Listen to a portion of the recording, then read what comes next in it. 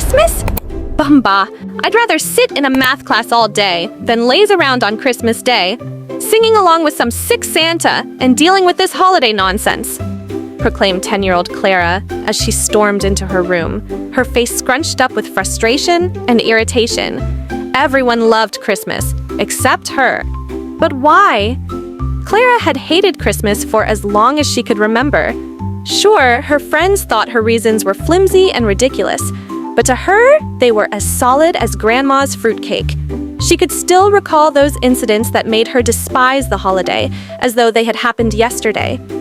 There was the time when she was 5. She had been cast as a sheep in Jesus' manger in the school nativity play.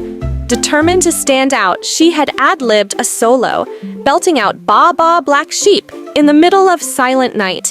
The audience's laughter still echoed in her ears till this moment.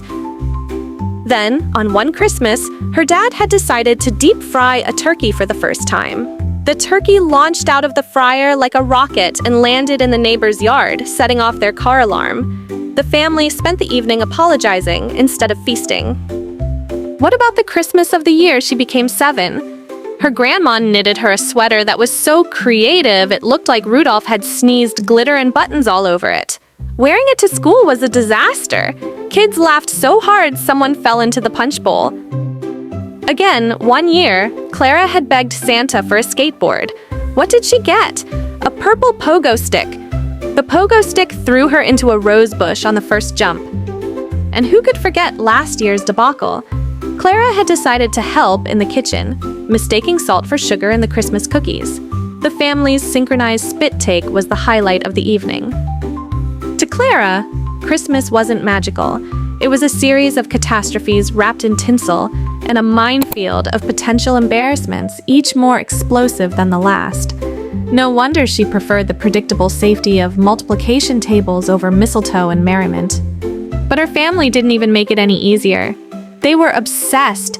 Her mom had a collection of dancing snowmen that sang at random times, making it impossible to sneak cookies. Her dad was the neighborhood Christmas lights king, turning their house into a glowing UFO visible from space. And her little brother loved caroling, despite sounding like a strangled cat. This year, Clara decided to opt out of Christmas entirely. No decorations, no songs, and definitely no turkey, she declared. But then, a day to Christmas, something unexpected happened. Clara's neighbor, Mrs. Barry, invited her over to help decorate cookies. Clara wanted to refuse, but her mom nudged her out the door.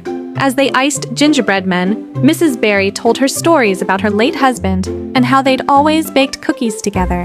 "When I bake these cookies, it's like he's still here with me," Mrs. Barry said with a warm smile. Clara didn't know what to say, but something inside her softened. Later that night, her little brother ran into her room, waving a handmade card. "Look, Clara, I made this for you. It's Christmas, and I love you," he said, grinning ear to ear. Clara looked at the messy crayon drawing. It wasn't perfect, but it was filled with love. On Christmas morning, Clara surprised everyone. She wore her grandma's ugly sweater, joined her brother in caroling, even though it hurt her ears, and helped her dad set up the turkey fryer, this time safely.